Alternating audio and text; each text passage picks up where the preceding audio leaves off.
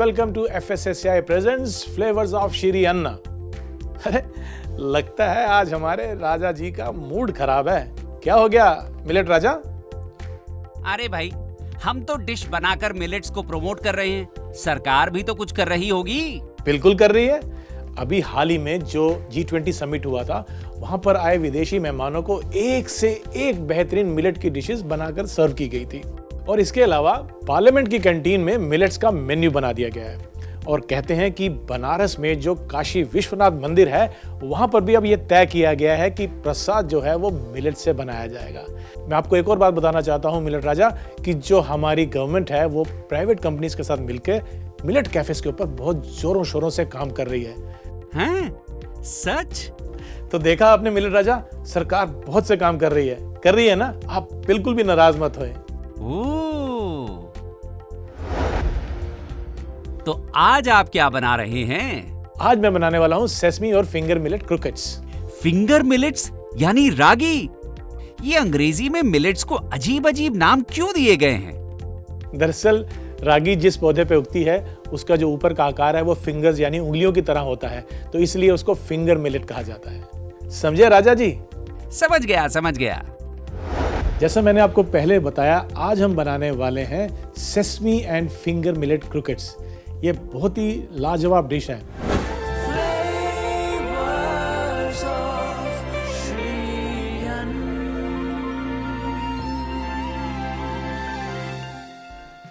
दरअसल क्रूकेट्स क्या होता है, ये एक तरह का सिलेंड्रिकल, चाहे वो वेज हो या नॉन वेज हो, एक सिलेंड्रिकल पीस होता है जिसको डीप फ्राई करके बनाया जाता है। तो हम यहाँ पर इस्तेमाल करेंगे आज फिंगर मिलेट्स यानी कि रागी, और साथ में कुछ सब्जियाँ, और बनाएंगे ये एक फ्रेंच डेलिकेसी लेकिन हमारे रागी मिलेट्स के साथ। तो सबसे पहले हम क्या करते हैं, एक पैन में थोड़ा सा घी गर्म करके कुछ सब्जियों को सौटे कर लेते हैं। तो पैन गर्म होते ही सबसे पहले हम उसमें डालेंगे बारीक कटा हुआ प्याज। अगर आप प्याज नहीं खाते हैं तो इस रेसिपी में आप प्याज को छोड़ सकते हैं। इसे थोड़ा सा हम सौटे करेंगे। यहाँ पर सब्जियां हमने सिर्फ सौटे करनी है, ना कि पकानी है, ताकि उनका क्रंच भी रहे लेकिन हल्की सी वो नरम पड़ जाए।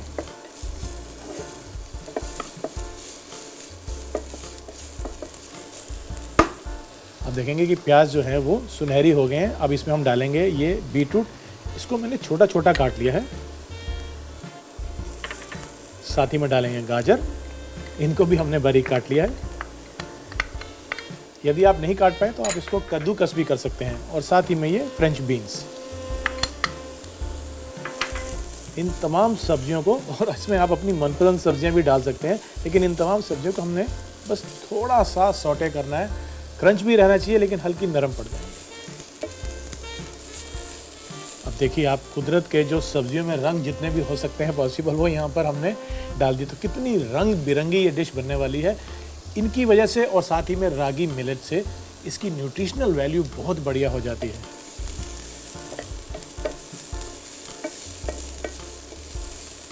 बस 1 से 2 मिनट हमने इसको सौटे किया और इसको हम हटा लेते हैं और यहाँ पे रख लेते हैं। अब दूसरे पैन में हम लेंगे देसी घी, और इसको भी गर्म होने देते हैं।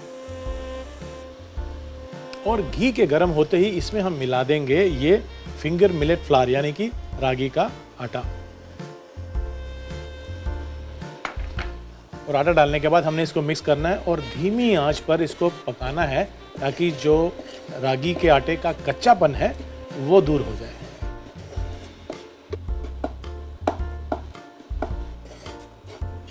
इसको 3 से 4 मिनट लगेंगे और ये भुनता भी जाएगा और धीरे धीरे इसका रंग भी थोड़ा डार्क होता जाएगा। इसका टेक्सचर भुनने के बाद थोड़ा बालू जैसा होता है, थोड़ा कोर्स, थोड़ा रफ रहता है। हमने इसको भून लिया है और एक महक सी जब आने लग जाती है, इसका कच्चापन जब दूर होता है, तो इसकी एक कैरेक्टरिस्टिक स्मेल जो होती है वो आना शुरू हो जाती है। लीजिए, रागी का जो आटा है वो अच्छे से भुन चुका है। अब इसमें जो सब्जियां हमने सौटे की थी वो इसमें मैं मिला लेता हूँ। ये सब्जियां जो कि अब थोड़ी सी नरम भी पड़ चुकी हैं, ये इनमें मिला लेते हैं।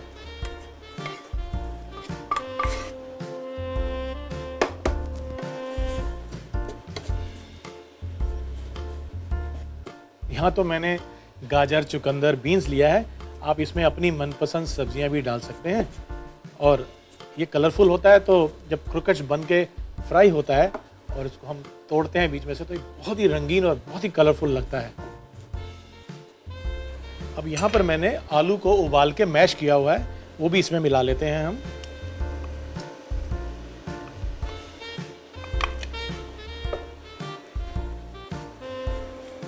इनको मिक्स कर लेंगे। इन तमाम चीज़ों को मिलाते हुए जैसे आटा गूंथते हैं वैसे ये एक गूंदा हुआ मिक्सचर तैयार हो जाएगा।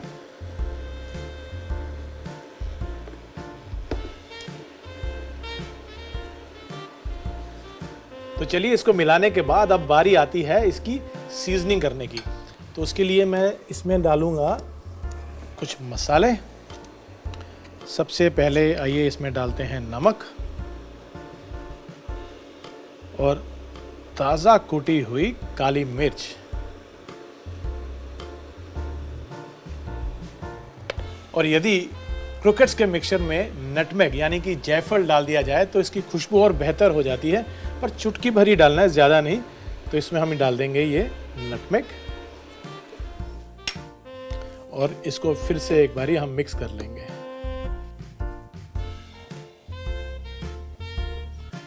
अब इसमें हम डालेंगे बारीक कटा हुआ हरा धनिया और हरी मिर्च। क्योंकि हमने काली मिर्च भी डाली है तो आप चाहें तो हरी मिर्च थोड़ी कम भी डाल सकते हैं। अब इनको मिक्स कर लेते हैं और एक बोल में निकाल लेते हैं ताकि ये मिक्सचर थोड़ा सा ठंडा हो जाए।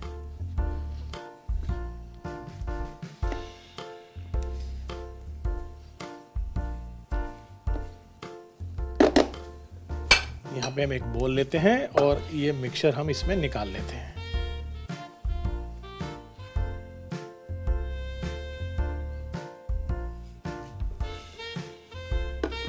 अब मैं यहाँ पर एक कढ़ाई रखता हूँ तेल की और इसमें मैं तेल गरम कर लेता हूँ। जब तक ये तेल गरम होता है, आइए हम क्रोकेट्स बना लेते हैं।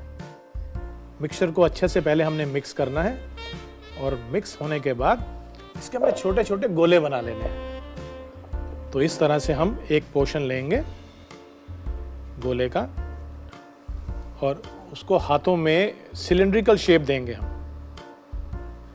कुछ इस तरह से।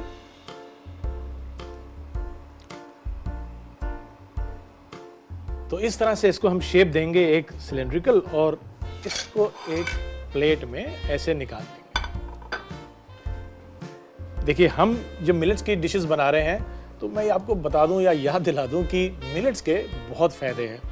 अब मिलेट्स की जो फसल है इसको उगाने से ही पोल्यूशन कम होती है, तो ये हमारे क्लाइमेट चेंज के लिए भी बेहतर है और हमारी फूड सिक्योरिटी के लिए भी बहुत बढ़िया चीज़ है। क्योंकि जो मिलेट्स है ना, ये किसी भी भूमि पे, जैसे कि जहाँ पानी कम हो, जहाँ थोड़ी सी जो भूमि है वो ज़्यादा उपजाऊ ना हो, वहाँ पर भी इसकी फसल उग जाती है। तो ये किसानों के बड़े हित में है। तो मिलेट की पैदावार में ही हमारी सबकी भलाई है। तो ये लीजिए, हमने मिलेट्स के क्रोकेट बना लिए हैं और ये है लास्ट क्रोकेट का पीस। इसको भी हम बना लेते हैं इस तरह से।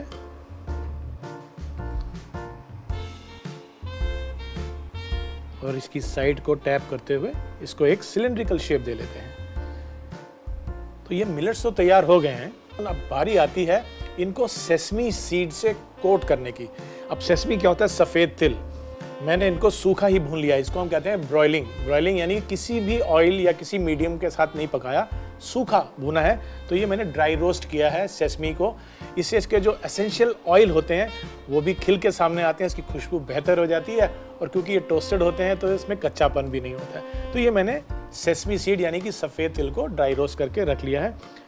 और अब एक छोटा सा हमें निज़ाम बनाना है, बैटर। उस बैटर से हम इन क्रोकेट्स को कोट करेंगे और सेसमी सीड से, ब्रेड क्रम्ब से नहीं, सेसमी सीड से कोट करेंगे। उसके बाद हम इसको फ्राई करेंगे। जब बाइट खाते हैं ना क्रोकेट्स का, तमाम सब्जियां हैं, रागी मिलेट है, सेसमी है, पूछिए मत, लाजवाब, एकदम बढ़िया। तो आइए शुरू करते हैं, एक बैटर बना के इसको कोट करते हैं। बैटर हम बिल्कुल सिंपल रख रहे हैं। एक बोल में मैदा लेंगे और इसमें हम थोड़ा सा नमक मिला लेते हैं और बहुत ही सिंपल सा बैटर बना रहे हैं जिसमें बस मैदा और पानी ही है। नमक इसलिए ताकि जब कोटिंग हो तो उसमें फीकापन ना आए। तो ये हम इसमें पानी डाल लेते हैं और बिल्कुल गाढ़ा सा एक बैटर बना लेंगे।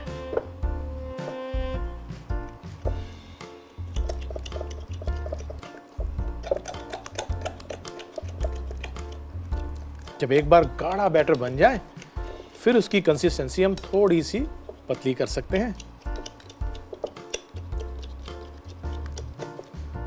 अब इसको थोड़ा सा हम पतला करेंगे।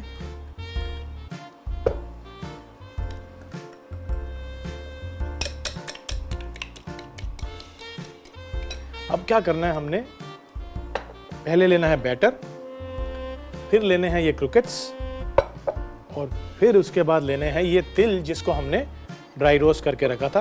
तो इन तिलों को हम इस प्लेट में डाल लेंगे और उसके बाद हमने क्या करना है कि हम एक एक करके क्रूकेट को इसके अंदर डालते जाएंगे इस तरह से और बैटर से उसको कोट करेंगे। और कोट करने के बाद इस तरह से तिल में रोल कर लेंगे। फिर से दूसरे क्रूकेट को भी इसमें डाल के बैटर से कोट करेंगे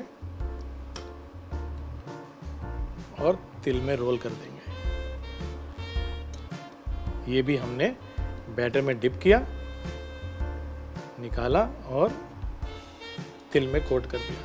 अब क्या करते हैं, इनको भी एक बारी पूरा तिल से कवर करके रोल कर लेंगे हम। अब इस तरह से अच्छे से इसके ऊपर हमने तिल को लगाना है और तिल में ये पूरी तरह से कोट कर लेना है।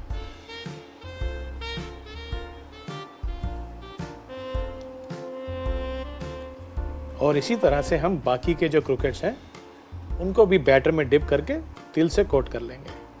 कोट करने के बाद इसको अच्छे से सेट होने के लिए हमें इसको 10 से 15 मिनट फ्रिज में रख लेना चाहिए। उससे जो सेसमी है वो अच्छे से इसके ऊपर बाइंड हो जाते हैं और फ्राइंग के समय फिर वो छूटते कम हैं।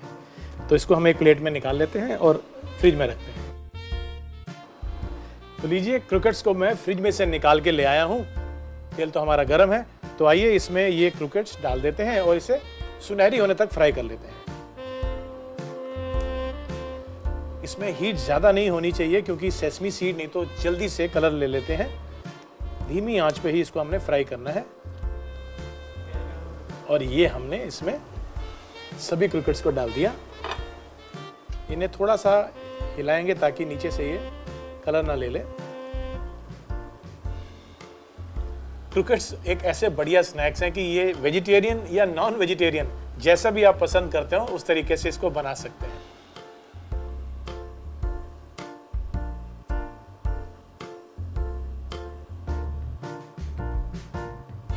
और जैसे ही क्रूकेट्स के ऊपर हल्का सुनहरी रंग आने लगे उसको एक शेड पहले ही हमें इसको निकाल लेना चाहिए क्योंकि ये धीरे धीरे जल्दी से ब्राउन होना शुरू हो जाते हैं। और वैसे भी जो सेसमी सीड्स हैं हमने उसको टोस्ट किया हुआ था। इसको एक प्लेट पे हम टिश्यू पेपर लगा के उस पर निकाल लेंगे ताकि जितना भी एक्सेस ऑयल होगा वो ये टिश्यू पेपर सोक कर लेंगे। तो ये हो गए तैयार हमारे क्रूकेट्स।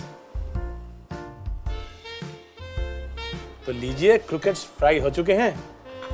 अब बारी आती है इनकी प्लेटिंग की। तो मैं इनकी प्लेटिंग भी कर लेता हूं और इनको अरेंज कर लेता हूं एक प्लेट में इस तरह से। और जब तक मैं इसकी प्लेटिंग करता हूं आप इसका एक रिकैप देख लीजिए क्योंकि अभी आपको ये बनाने हैं। मैं तो इनको खा के इसका मज़ा ले लूँगा, आपको इनका मज़ा लेने के लिए बनाना पड़ेगा। तो आप रिकैप देखिए, मैं प्लेटिंग तैयार करता हूँ। सेसेमे एंड फिंगर मिलेट क्रॉकेट्स बनाने के लिए सबसे पहले एक पैन में 1 चम्मच घी और बारीक कटा हुआ प्याज डालकर भून लें। प्याज सुनहरी होने पर इसमें बारीक कटा हुआ बीटरूट, गाजर, फ्रेंच बीन्स डाल के अच्छे से मिलाकर सौटे कर लें। अब दूसरे पैन में देसी घी डालकर गरम कर लें। फिर इसमें रागी का आटा डालकर भून लें। रागी भूनने के बाद इसमें सौटे वेजिटेबल्स डाल के मिला लें। फिर इसमें मैश्ड पोटैटो डालकर मिक्स कर लें। अब इसमें 1 चम्मच नमक, 2 चम्मच कुटी काली मिर्च, चुटकी भर जायफल डालकर मिला लें और इसमें बारीक कटा हुआ हरा धनिया और हरी मिर्च डाल के मिला लें और ठंडा होने के लिए एक बाउल में निकाल लें। अब एक कढ़ाई में तेल गरम कर लें, फिर मिक्सचर को अपनी मनपसंद शेप दें। एक बाउल में आधा कप मैदा, 2 चम्मच नमक और पानी डालकर बैटर बना लें। अब क्रॉकेट्स को पहले बैटर में डिप करके ड्राई रोस्टेड तिल से कोट कर लें और फिर सेटल होने के लिए फ्रीजर में रख दें। एक कढ़ाई में तेल गरम कर लें और बने हुए क्रॉकेट्स को कढ़ाई में डाल के सुनहरा होने तक पकाएं। प्लेटिंग के लिए एक प्लेट में सभी क्रॉकेट्स को निकाल लें और अपने मनपसंद डिप के साथ गर्मा गर्म परोसें।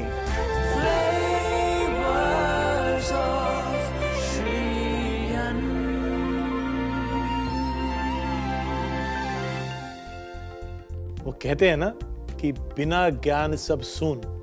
तो आइए इस सूनेपन को खत्म करते हैं और करते हैं ज्ञान की बात।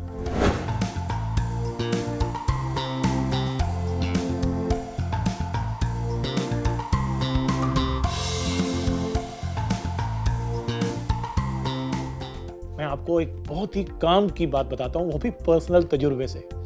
आपने अक्सर देखा होगा कि लोग वजन कम करने के लिए बहुत कुछ खाते हैं, फिर जिम भी जाते हैं।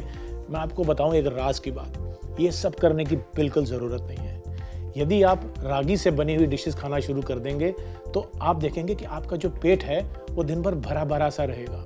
तो ऐसे में क्या होता है कि हम खाना तो बहुत तरह का खा लेते हैं और शाम को जब हम अनहेल्दी स्नैकिंग कर लेते हैं, चाय के साथ कुछ तला हुआ खा लिया, तो वहाँ जितनी भी हमने वर्जिश करी है या डाइटिंग करी है वो सब फेल हो जाती है। रागी का बना हुआ खाना खाने से एटलीस्ट आपका पेट भरा भरा लगेगा और इस अनहेल्दी स्नैकिंग से आपको बिल्कुल छुटकारा मिल जाएगा। दूसरी चीज़ ये है कि ये जो रागी या कोई भी मिलेट होता है, इससे बना हुआ खाना खाने से आपकी अगर डायबिटीज़ हो तो उसमें भी काफ़ी मदद मिलती है। तो है ना ये काम की चीज़। तो आप एक काम कीजिए, छोड़ दीजिए ये सब गेहूँ और ज़्यादा से ज़्यादा राइस के ऊपर डिपेंड होना, आप अपना लीजिए मिलेट्स। आपने जैसे ही मिलेट अपनी डाइट में शामिल किया तो जिम भी नहीं जाना पड़ेगा, खुद ब खुद आपका वजन भी कम हो जाएगा। है ना ये ज्ञान की बात। FSSAI presents flavours of Shri अन्न में अब वक्त हो चला है एक ब्रेक का, एक छोटे से ब्रेक का। हम यूं गए और यूं आए, कहीं जाइएगा नहीं। मिलते हैं ब्रेक के बाद।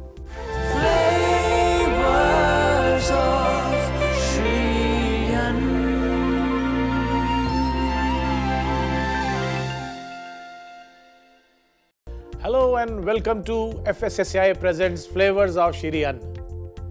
आज हम एक ऐसी रेसिपी बनाने वाले हैं जो कि मीठी है। और मीठी इसलिए है कि जब भी कोई अच्छा काम करते हैं, खुशी का मौका होता है, कोई गुड न्यूज़ आती है, तो हम कहते हैं मुंह मीठा हो जाए। तो श्री अन्न को जब हम इतना प्रख्यात या फेमस कर रहे हैं तो क्यों ना कुछ मीठी मीठी बातों के साथ मीठी मीठी रेसिपीज भी हो जाएं। तो आज हम बनाने वाले हैं पर्ल मिलेट बर्फी।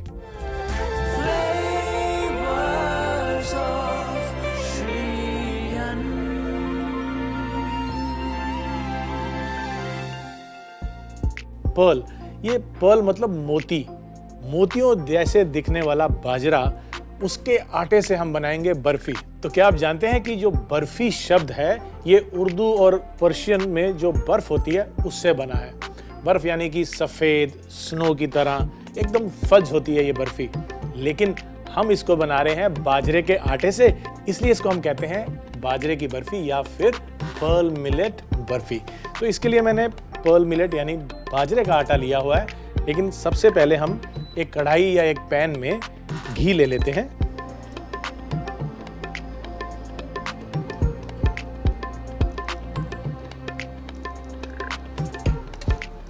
और घी के गर्म होते ही इसमें हम ये पर्ल मिलेट यानी कि बाजरे का आटा मिला देंगे।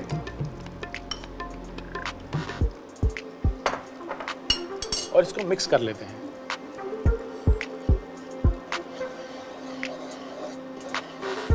और मिक्स करने के बाद इसको धीमी आंच पर हमने पकाना है। हम इसको बाजरे के आटे से बना रहे हैं, आप चाहें तो इसको ज्वार के आटे से भी बना सकते हैं या फिर जो मिलेट आपको पसंद हो उसका इस्तेमाल करते हुए इसको बना सकते हैं। बर्फी आमतौर पे मिल्क बेस्ड एक फज होती है, तो इसमें मिल्क प्रोडक्ट ज़रूर रहता है, तो हमने यहाँ पर खोए का इस्तेमाल करना है। इसको 4 से 5 मिनट लगते हैं, लेकिन धीमी आंच पे भूनने से इसका जो अरोमा है, जो खुशबू है, फ्रेग्रेंस जो है, वो किचन को महका देती है।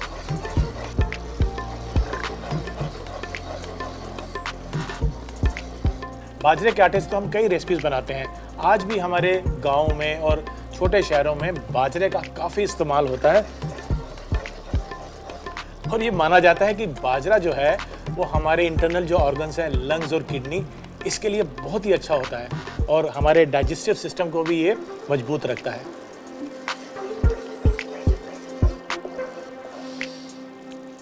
इसकी महक अब आना शुरू हो चुकी है और ये एक इंडिकेशन होता है कि जो हम भून रहे हैं, चाहे वो आटा हो, सूजी हो या फिर यहाँ बाजरे का आटा, अब ये धीरे धीरे कलर भी बदलता रहेगा और इसकी महक बता रही है कि ये तैयार होने वाला है।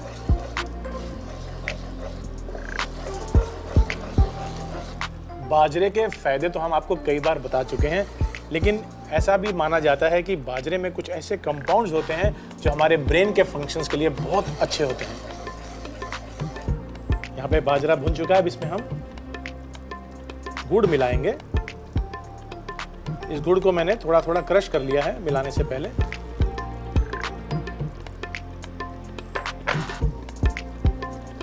ये धीरे धीरे मेल्ट होता जाएगा, साथ ही में इसमें हम डाल देंगे ये खोया।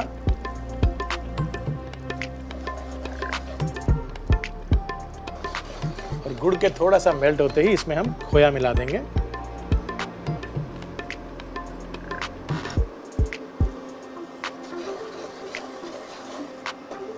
और इसको काफ़ी देर अब भूनना पड़ेगा ताकि ये मिक्सचर थोड़ा सा और गाढ़ा हो जाए और टाइट हो जाए। जब खोया अच्छे से मेल्ट हो जाएगा गुड़ के साथ मिलके, वो एकदम ऐसे स्मूथ सा टेक्सचर जब आ जाएगा, इसको 10 मिनट के करीब लगेगा, तब ये इंडिकेशन है कि अब ये तैयार हो चुका है और इसको हमने अब ट्रे में या थाली में डाल के सेट करना है। तो बंद करते हैं इंडक्शन को और मिक्सचर को हम ट्रांसफ़र कर लेते हैं एक ट्रे में या थाली में। मेरे पास ये ट्रे है, इसमें मैंने नीचे थोड़ा सा देसी घी लगा लिया है, तो ग्रीस कर लिया है और ये मिक्सचर मैं इसमें ट्रांसफ़र कर दूंगा।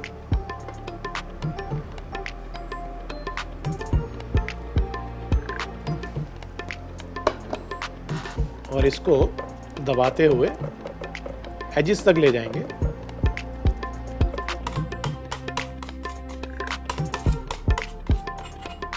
साइड्स को बराबर करते हुए एकदम समतल कर लेंगे इसको।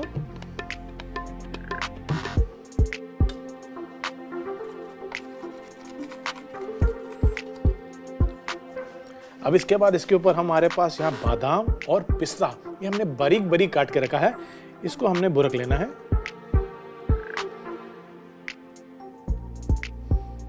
और चारों तरफ हमने कवर कर लेना है बर्फी को इस बारीक कटे हुए नट्स के साथ। तो बस इसको अब सेट करने के बाद हमने जो नट्स डाले थे उसको भी हल्का हल्का टैप कर देते हैं ताकि वो भी इसमें अच्छे से सेट हो जाएं, अंदर चले जाएं थोड़े से। अब इसको हमने ठंडा होने के लिए रखना है। थोड़ी देर ठंडा करेंगे, उसके बाद मन चाहे आकार में इसके हम पीसीस काट सकते हैं। अब बारी आती है इसको काटने की, लेकिन उससे पहले थोड़ा सा इसको डेकोरेट कर लेते हैं और मैं लेता हूँ ये चांदी की वर्क।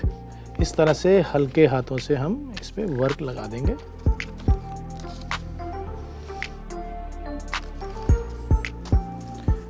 वर्क लगाने के बाद इसको हम पीसेस में काट लेते हैं इस चाकू की मदद से। यहाँ से हम सीधी लाइन पहले लेंगे, ये लीजिए हमने एक और लाइन, और इसी तरह से हम अब इसको घुमा के हम चकोर या डायमंड शेप जैसे भी हम काटना चाहें काट सकते हैं।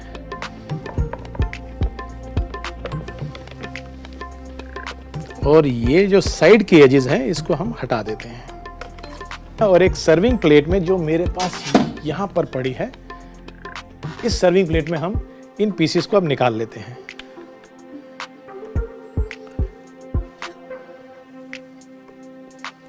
और इसी तरह से मैं इसको अरेंज कर लेता हूं, थोड़ा डायगोनल लगाते हुए। तो ये लीजिए हमारी पर्ल मिलेट बर्फी यानी कि बाजरे की बर्फी तैयार हो चुकी है। और ये मेरा दावा है कि ये बर्फी आज तक जितनी भी आपने बर्फी खाई है उन सबसे ऊपर और सबसे बेहतर है। तो क्यों ना आप भी इसको ट्राई करें और अपनाएं ये पर्ल मिलेट बर्फी और मिलेट्स को भी। पर्ल मिलेट बर्फी बनाने के लिए एक पैन में 3 बड़ा चम्मच घी और बाजरे का आटा डालकर मिला ले और धीमी आंच पर पका ले। बाजरा भूनने के बाद इसमें क्रश्ड गुड़ और आधा कप खोया डालें। इसके गाढ़ा होने तक इसे भूनें। अब एक ट्रे पर बाजरे के मिक्सचर को डालकर समतल कर लें। फिर इस पर बारीक कटे हुए बादाम और पिस्ता डाल के अब इसे ठंडा होने के लिए थोड़ी देर के लिए रख दें। फिर इस पर चांदी का वर्क लगाएं और इसे बर्फी के आकार में काट लें। प्लेटिंग के लिए एक प्लेट में बर्फी के पीसेस रख के परोसें।